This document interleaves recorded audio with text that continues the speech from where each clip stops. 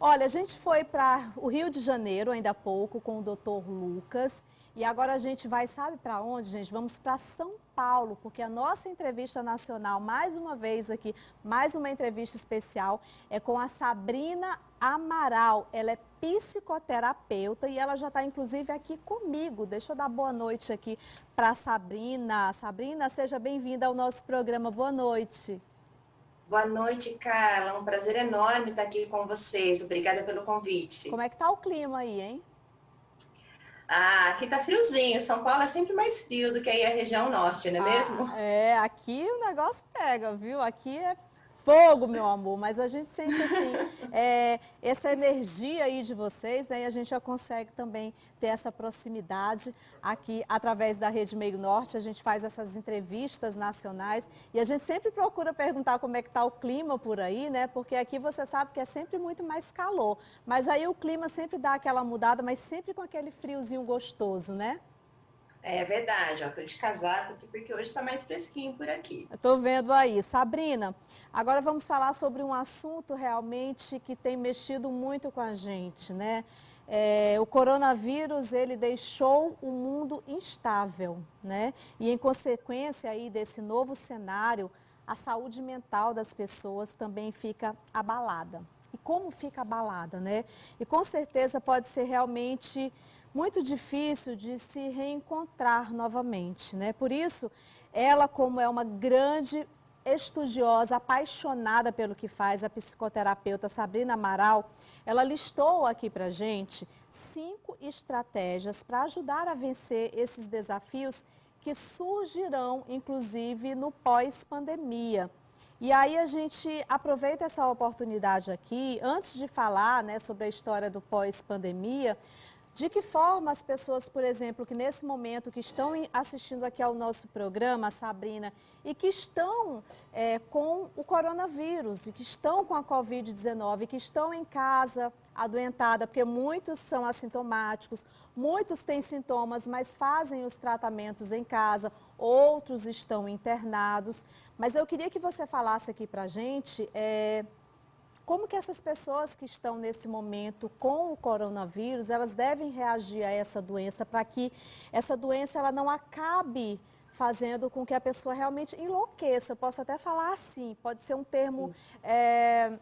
meio assim, ai, Carla, você fala um negócio desse, mas é porque quem está vivenciando o coronavírus, quem está com a doença, sabe bem o quanto que ela mexe com o psicológico, hein?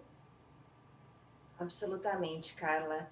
Eu venho acompanhando alguns estudos e alguns artigos científicos. Existe uma revista de psiquiatria chamada The Lancet, e que está pesquisando os efeitos do coronavírus ao redor do mundo.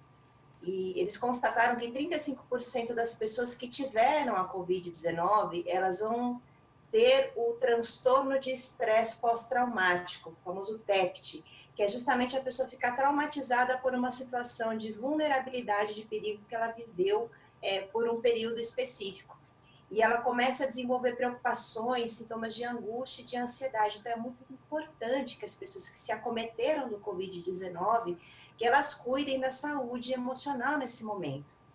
E cada pessoa vai reagir diferente de uma forma ou de outra em relação à sintomatologia. Como você disse, tem gente que teve e está assintomático, tem gente que já teve casos mais sérios e precisou ser entubado. Então é importante entender qual foi o impacto que isso trouxe e que ela busque alternativas para lidar e estruturar esse emocional.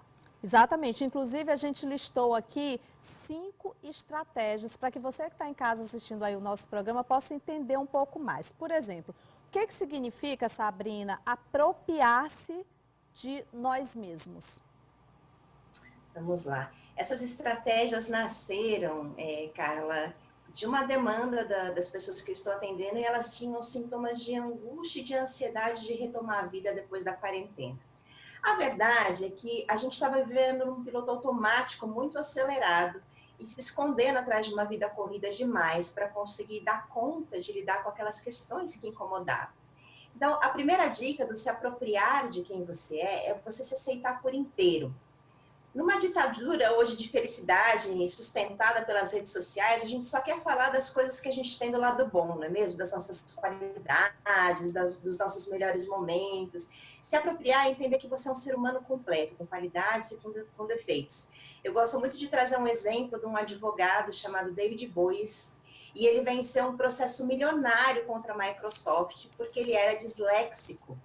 E justamente por ter essa dificuldade, ele fez um discurso muito simples e muito conciso que convenceu e ganhou os júris. Ele ganhou esse processo justamente porque ele se apropriou da dislexia e usou isso a favor dele. Então, existe se apropriar de quem você é.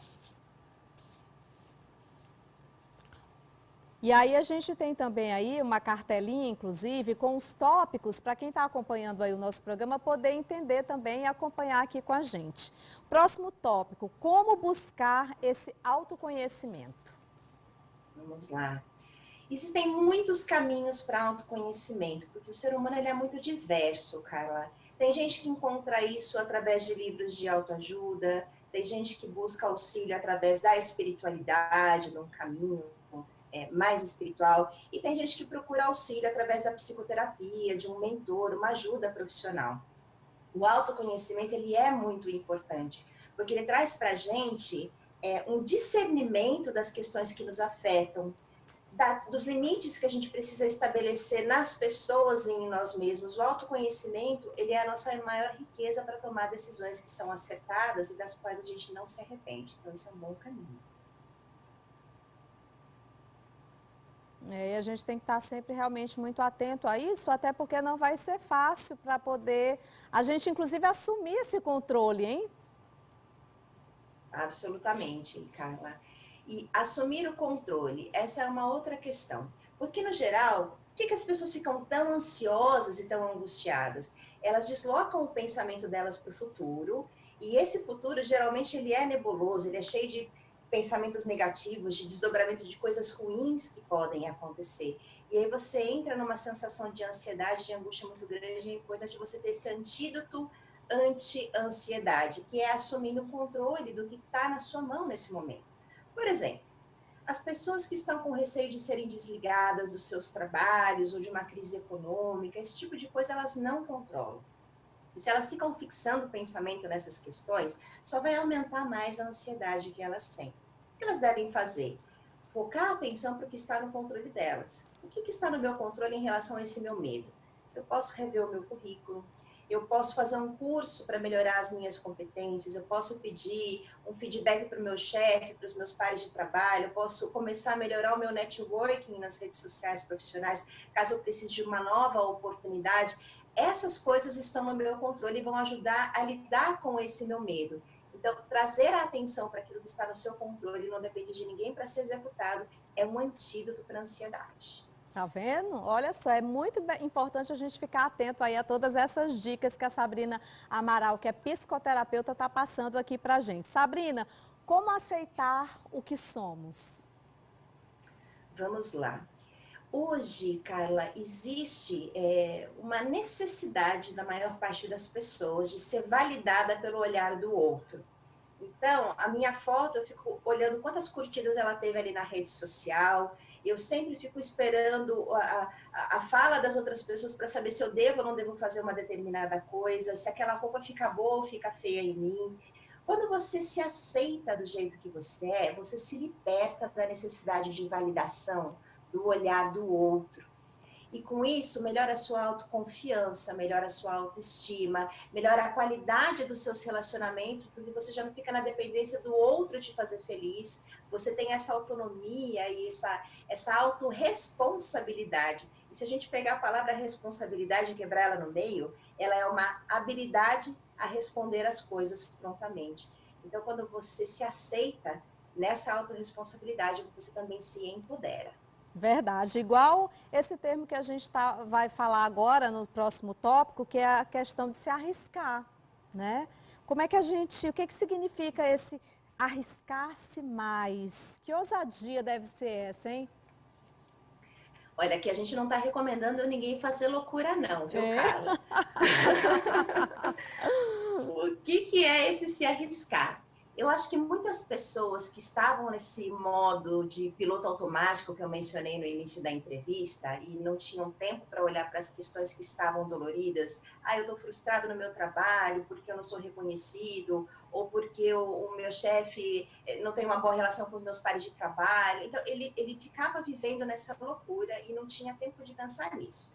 Quando a gente se viu em casa, em quarentena, a gente foi obrigado a olhar para essas questões. E aí as coisas que nos incomodam, a gente tem a oportunidade agora de construir um novo normal, né? Não precisa fazer nenhuma loucura, mas compreenda. A vida que você levava antes te fazia feliz? Tinham pontos que você levava no dia a dia, mas que não trazia aquele nível de satisfação que você gostaria? Então está na hora de você repensar, trazer um plano B, tirar aquele plano B da gaveta, uma transição de carreira, uma nova competência, um novo hobby que você quer começar a praticar. O que você gostaria para ter uma vida mais plena e mais feliz? Eu acho que esse é o momento da gente se arriscar.